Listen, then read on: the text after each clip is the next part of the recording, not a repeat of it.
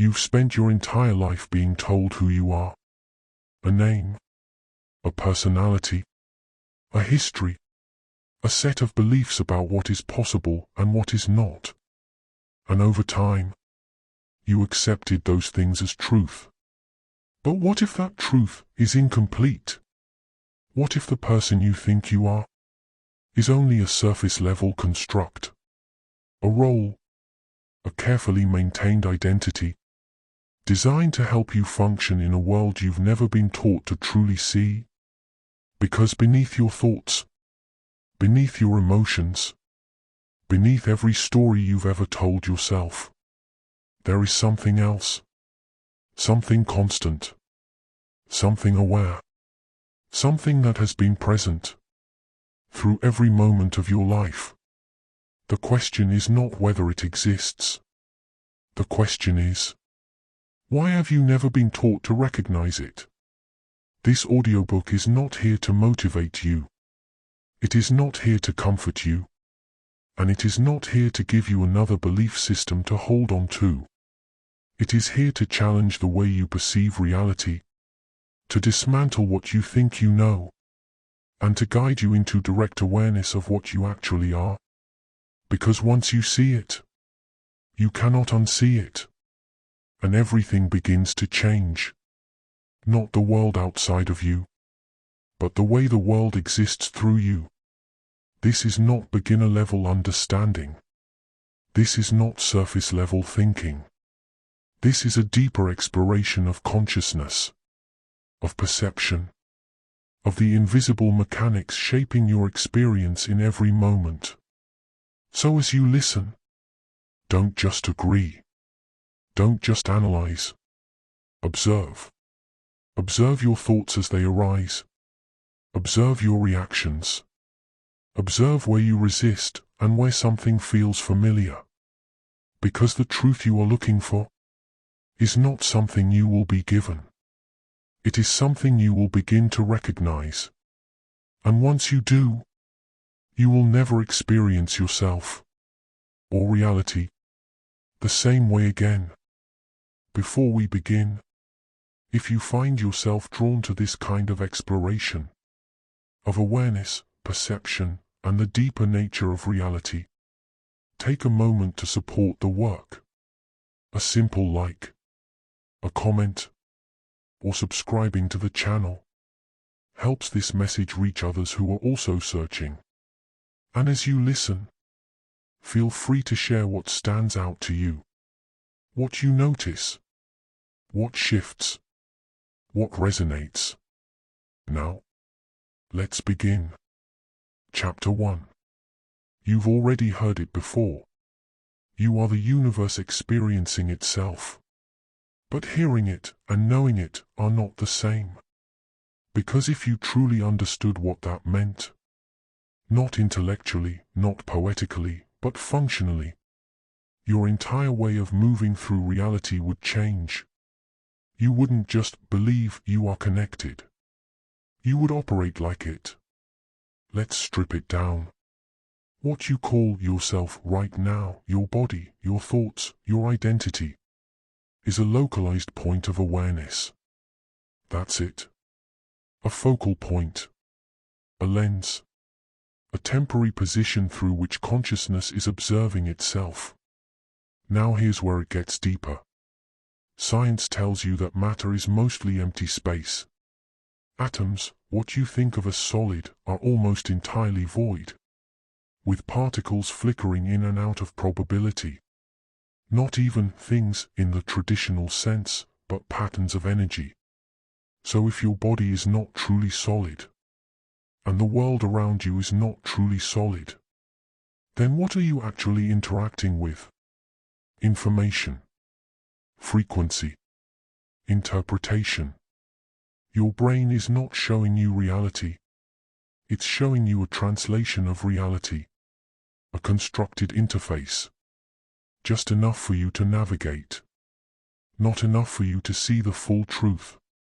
So when metaphysics says, you are the universe, and the universe is you, it's not saying your human identity is everything. It's saying the awareness behind your identity is not separate from the field it is observing. Think about that carefully. The same awareness looking through your eyes right now is the same fundamental awareness that exists everywhere. Not your personality, not your memories, but the raw ability to be aware. That means when you look at another person, you're not just seeing someone else. You're seeing the same awareness, filtered through a different structure, a different nervous system, a different story, a different set of conditioning, but the same underlying light. And this is where most people stop. They turn this into a feel-good idea. We're all one. But they never go further. Because if you really accept this, then you have to face something uncomfortable. There is no outside of you. Not in the way you think. That person who frustrates you, that's not just someone else. That is a reflection point within the same field of consciousness. That situation you keep attracting, not random, not separate, but part of a feedback loop between your internal state and the field you're interacting with. Now we're stepping into advanced territory, because this is where responsibility shifts. If consciousness is fundamental, and your mind is not just reacting, but participating, then your thoughts are not passive. They are active forces within that field. Not in a simplistic, think positive and everything changes way. That's beginner-level distortion. But in a deeper sense, your beliefs shape perception. Your perception shapes interpretation. Your interpretation shapes response. And your response shapes the reality you continue to experience.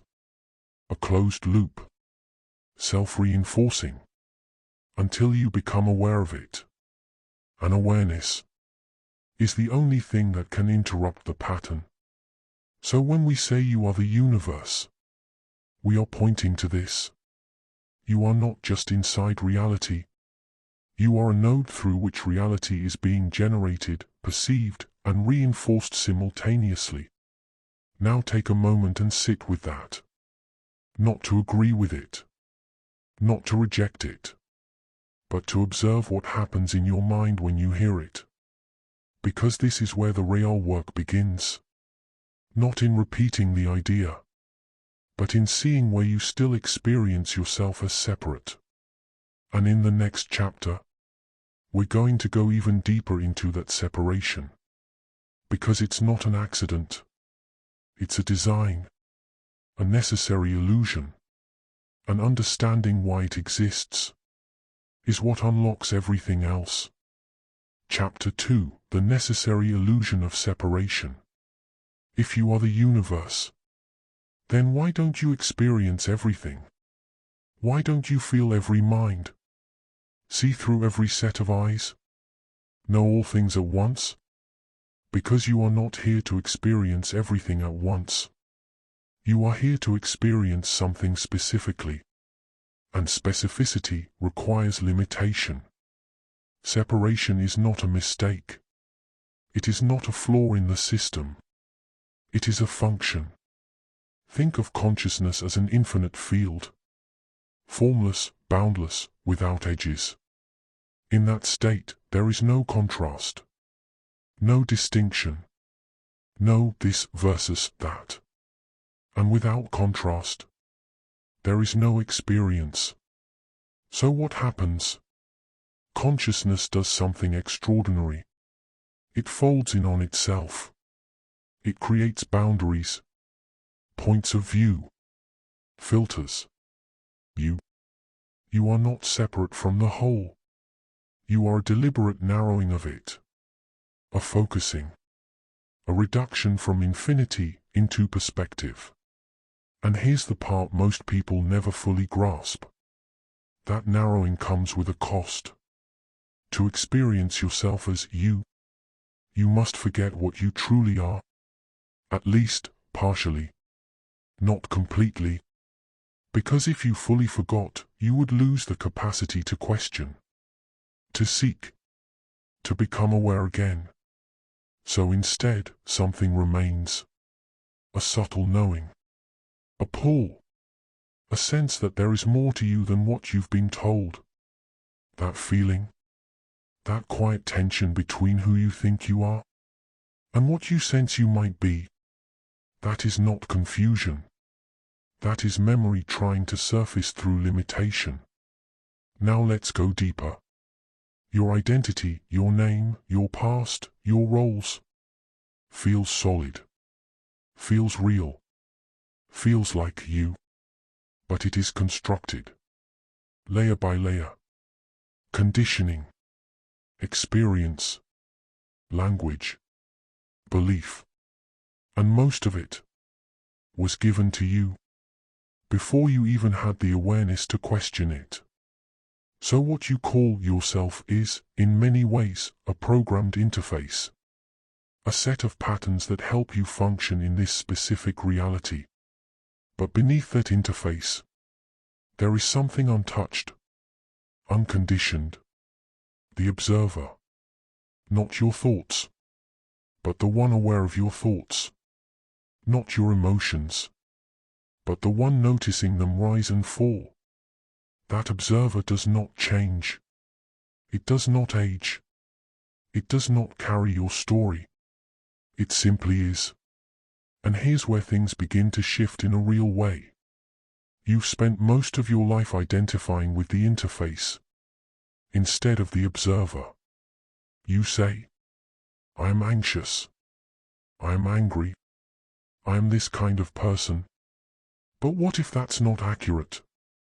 What if anxiety is something you are aware of, not something you are? What if anger is something moving through the system, not your identity? This is not wordplay. This is a shift in position. Because the moment you move from, I am the thought, to, I am aware of the thought, you create space. And in that space, you are no longer fully controlled by the pattern.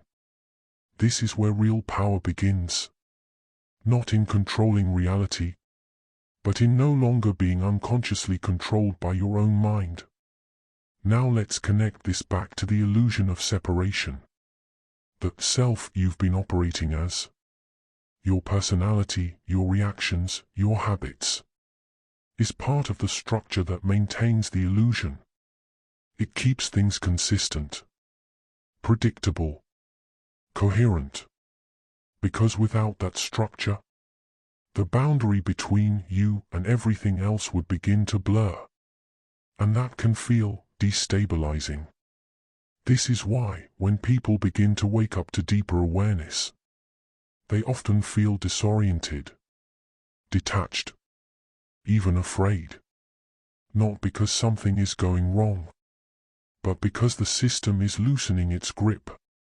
The illusion is becoming visible. And here's the truth most teachings avoid saying directly. You are not meant to completely destroy the illusion. You are meant to become aware within it. To play the role, while knowing it is a role. To think, while knowing you are not your thoughts. To engage the world, while understanding it is, at some level, a constructed experience. This is balance. Because if you lose yourself completely in the illusion, you remain unconscious, reactive, limited. But if you reject the illusion entirely, you lose grounding, function, human connection. The path is not escape. It is integration. To be both, fully human and fully aware. Now sit with this question. If you are not your thoughts, and not your conditioned identity, then what are you right now in this moment? Don't answer it quickly. Don't reach for something you've heard before. Observe. Because the answer is not something you think. It is something you recognize. And in the next chapter, we're going to move into something even more precise. How perception itself is shaped, and how what you call reality is not just observed, but actively constructed through your state of consciousness. That's where things stop being philosophical and start becoming practical. Chapter 3: The Construction of Reality. Right now, without moving, without changing anything, just notice this. You are experiencing a world, not thinking about it, not analyzing it. You are in it. You can hear sounds. You can feel your body. You can see or imagine the space around you. It feels immediate, direct, real. But here is the first shift. What you are experiencing is not reality itself. It is a representation. Your brain is taking in signals, light, sound, sensation, and translating them into something you can interpret. You are not seeing the world as it is. You are seeing the world as it is processed. And that difference is everything. Because if what you experience is processed, then it can be influenced, shaped, filtered. Let's slow this down. Light enters your eyes, but what you see is not light. It is an internal reconstruction. Sound waves reach your ears, but what you hear is not the vibration itself. It is your brain's interpretation of it. Even your sense of touch is electrical signaling interpreted as sensation. So your entire reality is happening within you, not out there. Now pause on that. Not as an idea, but as something to actually consider. If everything you experience is happening within your awareness, then where, exactly, is the world? This is not a trick question. Because what you call outside is inseparable from the way it is being perceived. Now here's where it deepens.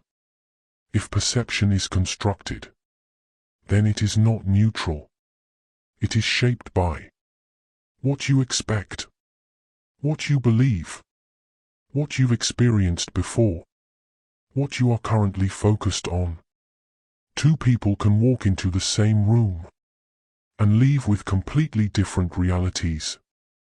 Not because the room changed, but because their perception filtered it differently. One notices opportunity, another notices threat. One feels comfortable, another feels uneasy. Same environment, different world. Now bring that closer. Have you ever noticed how your mood changes what you see? When you feel heavy, everything seems slower, harder, more negative. When you feel clear, the same life feels lighter, more open, more possible. So what changed? Not the world, your state. And your state is part of the construction process. This is where we move from passive experience into participation. Because whether you realize it or not, you are not just observing reality. You are helping to shape the version of it you experience. Now be careful here. This is where a lot of teachings become shallow. This is not just think positive and your life will magically change. That's surface level misunderstanding. This is deeper. Your mind is constantly making predictions, anticipating what will happen next. And those predictions influence what you notice, what you ignore, what you amplify. So if your internal model says, things don't work out for me, your perception will subtly scan for evidence of that. Highlight it. Reinforce it. Not consciously, automatically. And over time, that loop becomes your reality. not because it is objectively true, but because it is consistently reinforced. Now let's go one layer deeper. Your attention is one of the most powerful tools you have. Because whatever you consistently give attention to, you strengthen. Not just in your mind, but in your experience. Attention acts like a spotlight. And wherever that spotlight rests, that part of reality becomes more vivid, more real, more dominant. So if your attention is constantly pulled toward stress, fear, distraction, then your experienced world begins to organize around that. But if your attention becomes steady, intentional, directed, something begins to shift. You start to notice things you didn't see before. Connections, patterns, subtle changes. Now we're crossing into expanded perception. Because once your attention stabilizes, your awareness sharpens. And when awareness sharpens, you begin to pick up on information that was always there, but previously filtered out. This is where people start using words like intuition, energy, vibration. But let's ground it. Your nervous system is constantly receiving more information than you consciously process.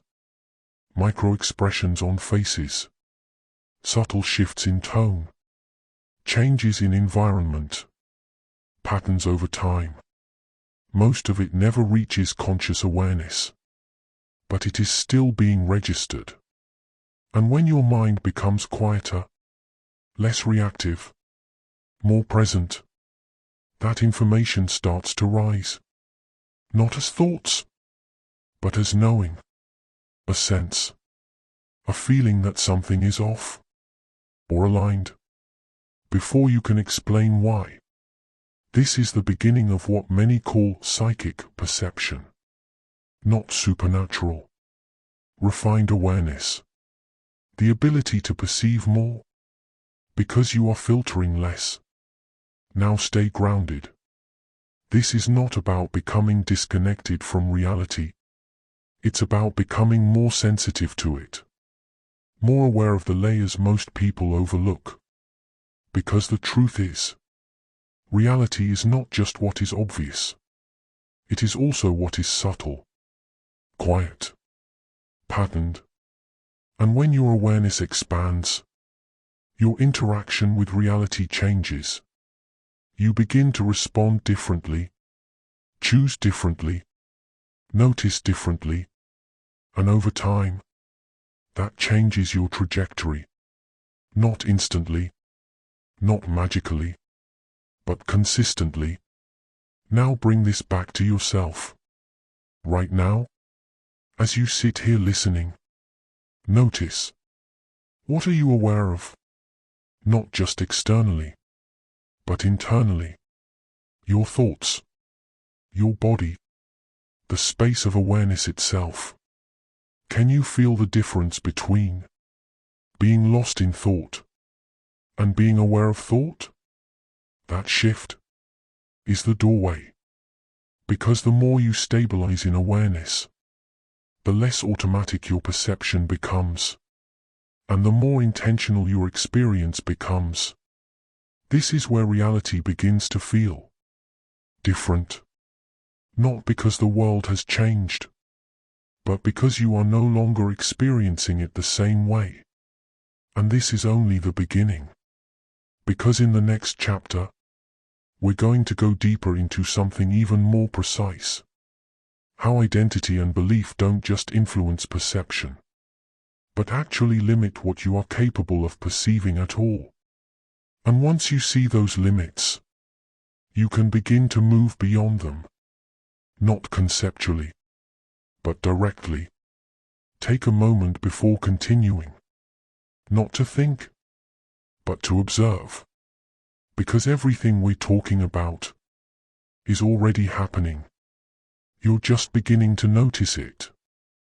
Chapter for the Invisible Architecture of Belief. Before you hear this next part, just notice something simple. You already have a sense of what is possible for you. Not what you want, not what sounds good, but what you actually believe is realistic. There are things you hear about and immediately think, that could happen for me. And other things you quietly dismiss, not out loud, not consciously, but somewhere in the background there is a line, a boundary, and you rarely question where that line came from. This chapter is about that line, because what you call belief is not just an idea in your mind. It is a filtering system, a structure that determines what you notice, what you ignore, what you accept, what you reject, before you even realize it's happening. Belief is not passive. It is active. It is shaping your perception in real time. Now let's go deeper. From the moment you were born, you were being programmed.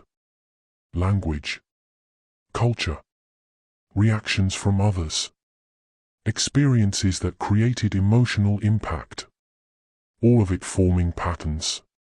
And those patterns became beliefs, not because you chose them, but because they were repeated, reinforced, felt, and over time, they became invisible, not gone, invisible, which makes them even more powerful.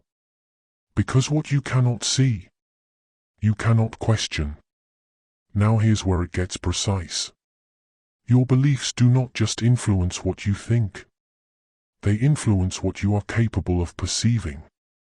Let that land.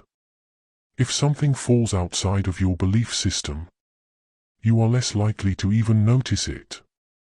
Not because it isn't there, but because your mind filters it out as irrelevant or impossible.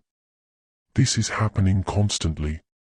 Opportunities, connections, insights, passing through your awareness, unrecognized, because they do not match your internal model. Now think about what that means. Your reality is not just what exists. It is what you are able to perceive, based on what you already believe. So if your beliefs are limited, your reality will appear limited. Not because it is, but because your access to it is. Now we go one layer deeper. Beliefs are not just mental. They are emotional. There are things you don't believe, because they don't feel true in your body. Even if logically, they make sense. You can hear. You are capable of more. But if your internal state says, that's not true for me, that feeling overrides the idea. Every time. So changing belief is not about repeating new thoughts. It is about shifting the internal state that makes those thoughts feel real or unreal. Now we're getting into advanced territory. Because this is where most people get stuck. They try to change their reality without changing the structure that is filtering it. They try to act differently while still perceiving through the same lens. And so, nothing fundamentally changes. Now pause. Ask yourself, what have you already decided about yourself? Not what you say out loud, but what you assume about your abilities, your limits, your worth, what life will give you. Those assumptions are not harmless. They are shaping your experience. Right now? Now here's where things begin to open. Once you become aware of a belief, you create distance from it. And once there is distance, there is the possibility of change. But not through force, through observation. Because when you observe a belief, without immediately acting from it, something begins to weaken. its automatic control starts to loosen. You begin to see it, instead of being it. Now let's connect this to expanded perception. If belief filters reality, then changing belief expands what you can perceive, not in an abstract way, in a direct, experiential way. You begin to notice possibilities you couldn't see before. You begin to sense when something is aligned or not, before logic catches up. Your intuition sharpens, not because something new was added, but because something limiting was removed. This is where awareness becomes power. Not control over everything, but freedom from unconscious limitation. And from that freedom, new choices become available. Now bring this back to the present moment. Right now, notice a thought you have about yourself. Just one. And instead of agreeing with it, or rejecting it, observe it. Where did it come from? Is it always true? Or is it something that has simply been repeated until it felt like truth? Stay there for a moment, because this is the work. Not forcing change, but seeing clearly. Because once you truly see a limitation, it cannot hold you in the same way. And in the next chapter, we're going to move into something even more direct. How your internal state, your emotional and mental patterns, acts as a signal, and how that signal influences what you attract, respond to, and experience. This is where people begin to feel like reality is responding to them. And we're going to break down exactly why that happens. Not as belief, but as mechanism. Take a breath. Let this settle. Because what you are starting to see is the structure behind your experience. And once you see the structure, you can begin to work with it, instead of being controlled by it. Chapter 5, the signal you are sending. Up to this point, you've seen that your perception is constructed. Your beliefs filter reality. Your awareness determines what you experience. Now we go one level deeper, because there is something else happening. Something more subtle, but just as powerful.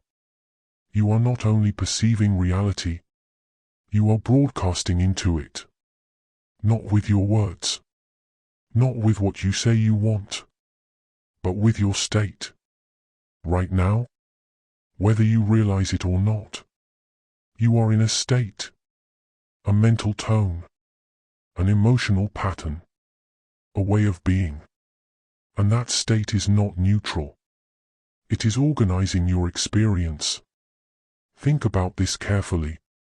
Have you ever noticed that when you feel a certain way, life seems to reflect it? When you feel rushed, everything feels chaotic. When you feel irritated, small things become bigger. When you feel grounded, situations seem to unfold more smoothly. Most people see this as coincidence, but it's more consistent than that. Because your internal state acts like a signal, not in a mystical sense first, but in a practical one.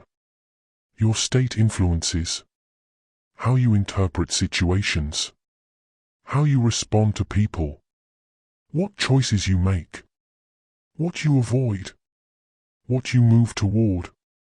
And those responses create patterns. So over time, your life begins to reflect the state you most often occupy.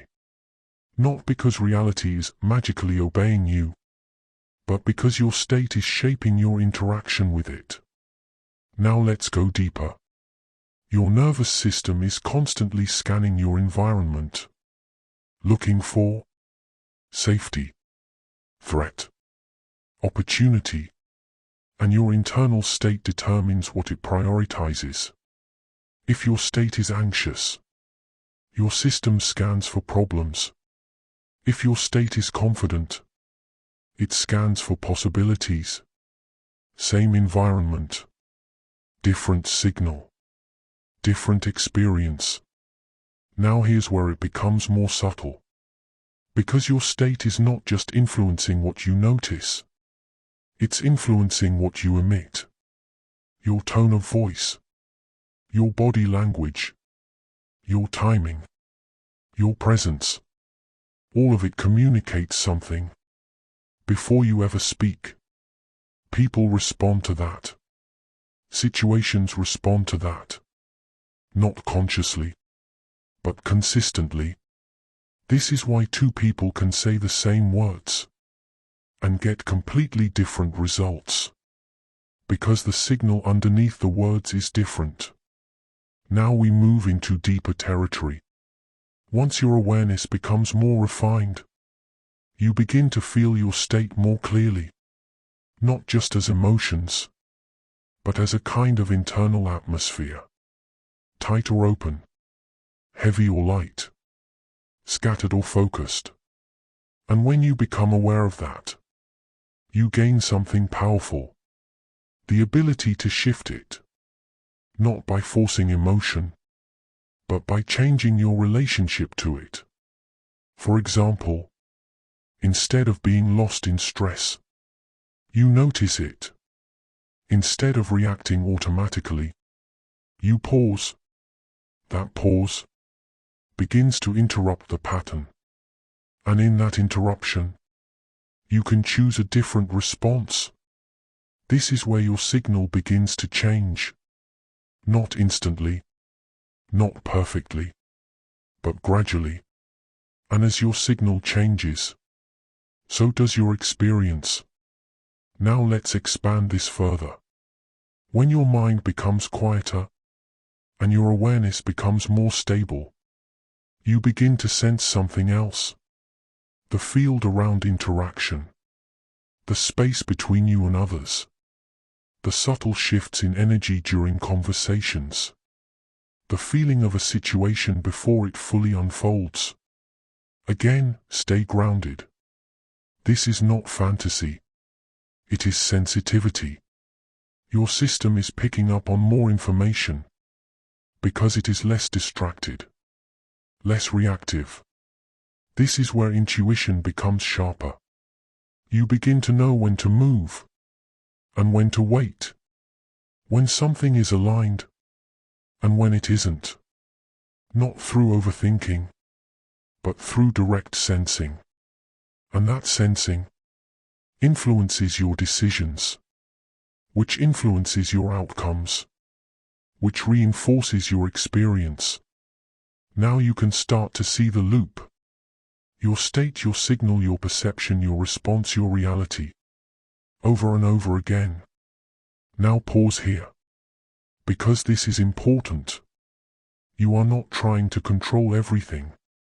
You are learning to become aware of what you are contributing. Because once you see your contribution, you gain influence over it. And influence is where real change begins. Now bring this into the present moment. Right now, what is your state? Not what you think it should be. What is it actually? Calm? Tense? Focused? Distracted? Just notice. Because awareness is the first shift. And from that awareness, you can begin to refine your signal. Not by pretending, but by becoming more aligned internally. And when that alignment stabilizes, something interesting begins to happen. Life starts to feel less random. Not because you control everything, but because you are no longer unconsciously creating the same patterns. And in the next chapter, we go even deeper into something essential. The role of attention and focus. And how what you consistently give energy to begins to organize your reality in powerful ways. This is where discipline meets awareness, and where your ability to direct your mind becomes one of the most important skills you can develop. Take a moment. Feel your state. Because whether you realize it or not, you are always sending a signal. The question is, Chapter 6, is it intentional? Where attention goes, reality follows. Before we go any further, pause for a moment. Right now, what are you paying attention to? Not what you should be focused on. Not what you want to focus on. But what is actually holding your attention? Because whatever that is shaping your experience in this moment. Attention is one of the most underestimated forces in your life. Not because it's hidden, but because it feels ordinary. You use it constantly, so you rarely question it. But attention is not passive. It is directional energy. Wherever it goes, it begins to organize your perception. Let's slow this down. Out of everything happening around you right now, you are only aware of a small fraction. Not because the rest isn't there, but because your attention is not on it. There are sounds you're not noticing, sensations you're ignoring, details in your environment you haven't registered. All of it exists, but it is not part of your experience. Why? Because attention determines what becomes real to you. Now take that deeper. If attention determines what becomes real, then what you consistently focus on begins to define your reality over time. Not in theory, in practice.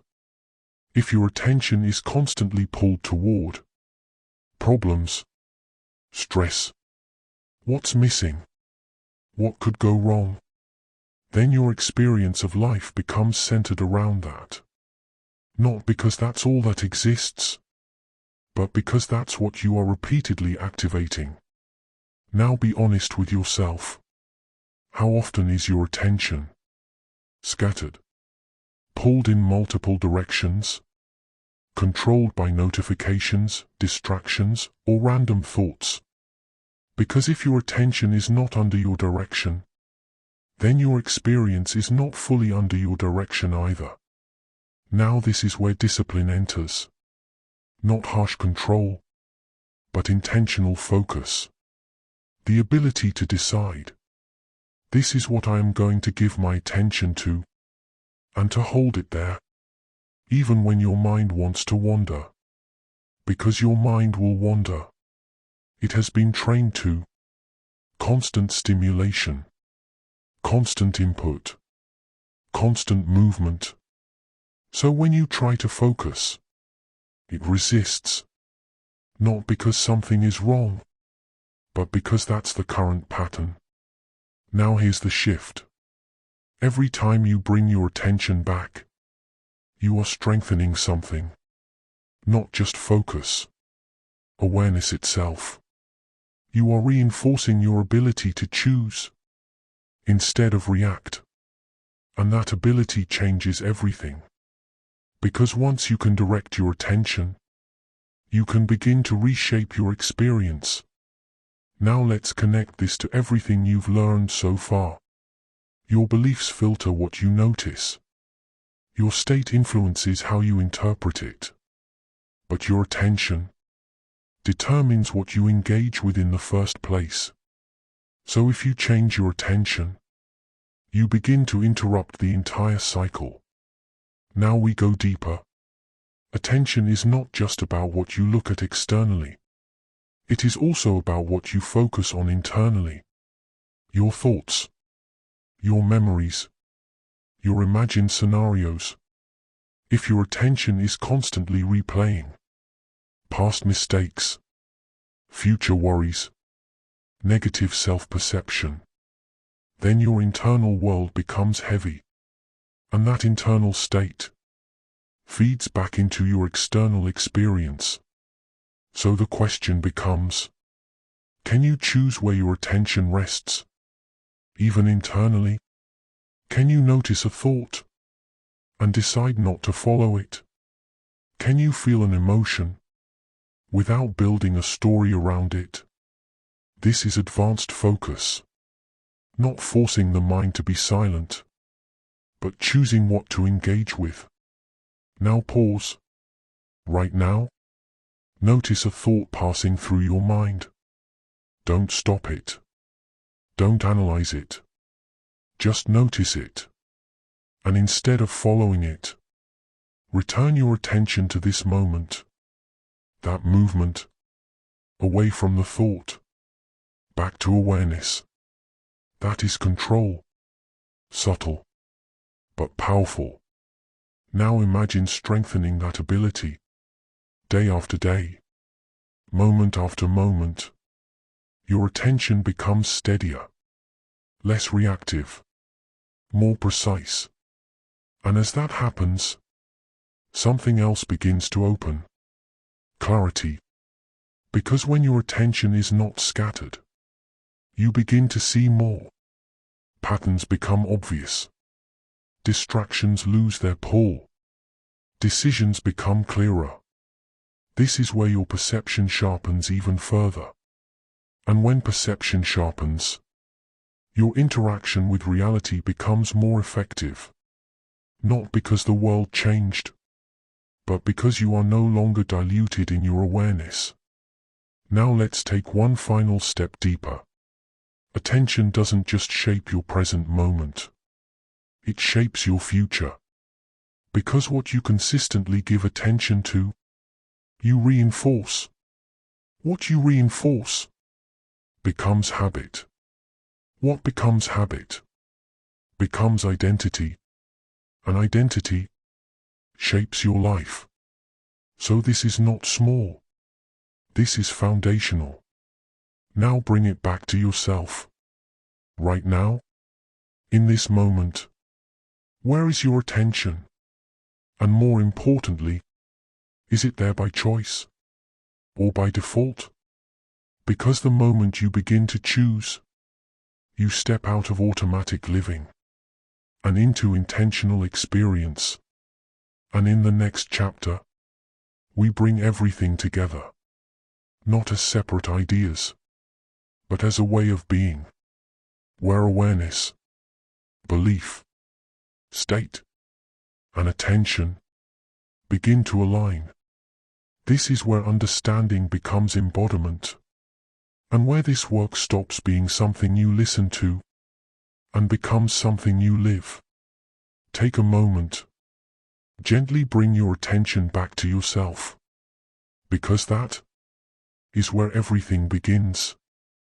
Chapter 7, Integration, Becoming the Observer in Motion.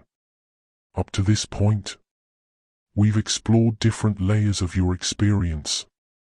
Perception, belief, state, attention. But these were never separate things.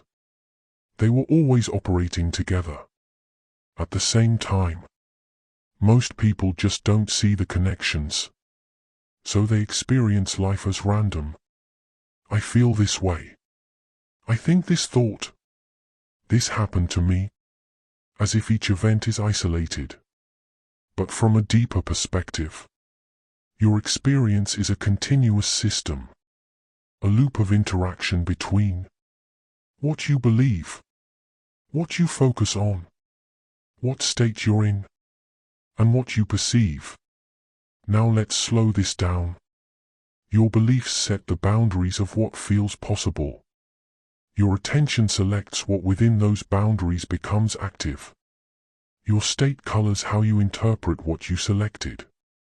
And your perception feeds that interpretation back into the system. Then the loop repeats, over and over, until it becomes your lived reality. Now here's the key shift. Most people try to change their life by adjusting the outside of the loop. Change circumstances. Change people. Change environments. But the loop itself stays intact. So the pattern repeats in a new setting. Now pause on that. Because this is where real understanding begins. If the loop is internal, then change has to happen within the system itself. not just one part, but awareness of the whole cycle. Now we bring in the observer again. The observer is not part of the loop. It is what notices the loop. When you are identified with thought, you are inside the loop. When you are aware of thought, you are stepping outside of it. Not physically, but experientially. And that distinction is everything. Because the moment you can observe the system, you are no longer fully controlled by it. You begin to see, oh, this is how I usually react. This is the belief that gets triggered. This is the state I fall into. This is where my attention goes automatically. And in that moment, something subtle changes. There is space. And in that space, choice becomes possible. Now let's go deeper. Integration doesn't mean you eliminate thoughts, or beliefs, or emotions. It means you stop being unconscious of them. You begin to see them as processes, not identity. A thought arises. You notice it. A feeling arises. You notice it. An impulse appears. You notice it. And that noticing prevents automatic fusion.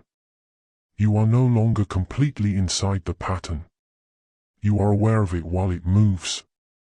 Now here's where this becomes powerful in real life. Because when you are no longer fully inside your patterns, you begin to respond differently. Not because you forced yourself to, but because awareness creates distance. And distance creates choice. And choice changes outcome. Now let's connect all the layers. If belief is the structure, attention is the direction, state is the tone, perception is the output, then awareness is what allows you to see all of it at once. Not separately, but as a unified system. Now pause. Feel this for a moment.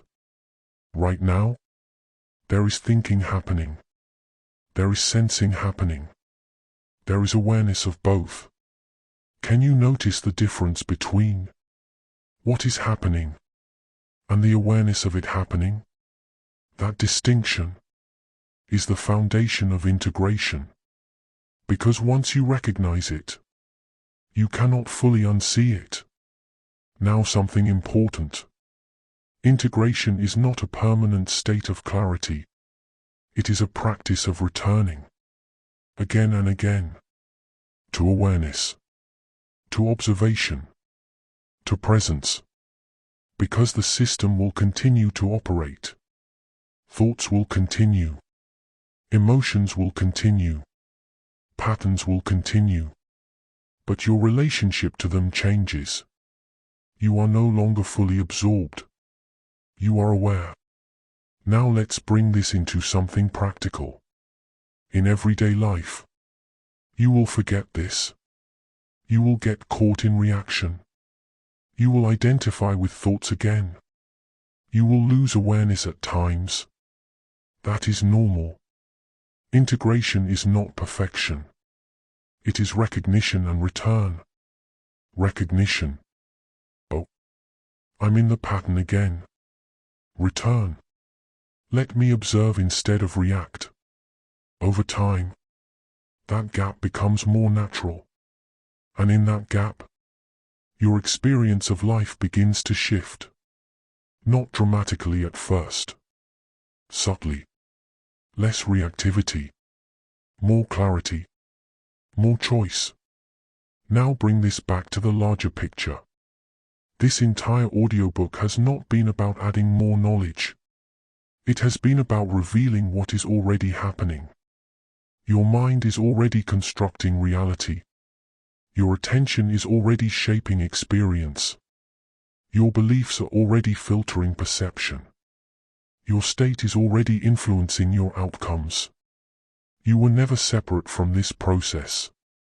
You were simply not observing it. Now you are. And that changes everything. Because once something is seen clearly, it cannot remain unconscious in the same way. Now we move toward the final chapter, not as an ending, but as embodiment, where understanding stops being something you listen to and becomes something you live moment by moment. Take a breath and notice. You are not trying to become something new. You are becoming aware of what has always been happening. Chapter 8: Embodiment, Living as Awareness. Everything you've heard up to this point was never meant to stay as information. It was meant to become recognition. Because there is a point where understanding stops being something you hold and starts being something you are while you live. Not as a belief, not as a philosophy, but as a way of experiencing each moment. So let's bring it all together. You are not your thoughts, but thoughts will still arise. You are not your emotions, but emotions will still move through you. You are not your beliefs, but beliefs will still try to define what feels possible. You are not your attention, but attention will still shift constantly. So what are you? You are the awareness in which all of that appears. Not separate from life, not outside of it, but the space in which life is being experienced. Now here's the part most people miss. Awareness is not something you achieve. It is something you notice you never lost. It has been here the entire time. Through every thought, every emotion, every change in identity. It remained unmoved, unchanged, present. Now bring this into your actual life, not as an idea, but as practice. When you wake up, you will still have thoughts about your day, plans, memories, expectations. Notice them. Don't fight them. Don't try to silence them. Just notice. I am aware of thinking. When emotions rise, stress, excitement, frustration, notice. I am aware of feeling. When you get pulled into reaction, pause long enough to recognize. I am aware of reacting. That small shift is embodiment. Not escaping life, but no longer being completely lost inside it. Now something important happens here over time. You begin to notice space between stimulus and reaction, between thought and response, between feeling and identification. And in that space, you are no longer purely automatic. You are present. Now let's go deeper one final time. Living as awareness does not remove challenges from life. It changes your relationship to them. Problems still arise. Situations still unfold. Uncertainty still exists. But you are no longer fully consumed by it. You see it. You feel it. But you are not entirely merged with it. And that changes how you move. More clarity. Less unconscious reaction. More intentional response. Not perfection. Not constant peace. But stability within movement. Now pause here. Right now, you are aware. Not because you tried to be, but because awareness is already present. The question was never, how do I get it? The question was, can I recognize it while everything else is happening? And over time, that recognition becomes natural. Now we bring this to the deepest point of this entire work. You do not need to become something else. You do not need to escape your mind. You do not need to fix your experience of being human. You only need to see clearly what has always been here. Thought is happening. Life is happening. Experience is happening. And you are aware of it all. Not as a concept, but as your direct experience.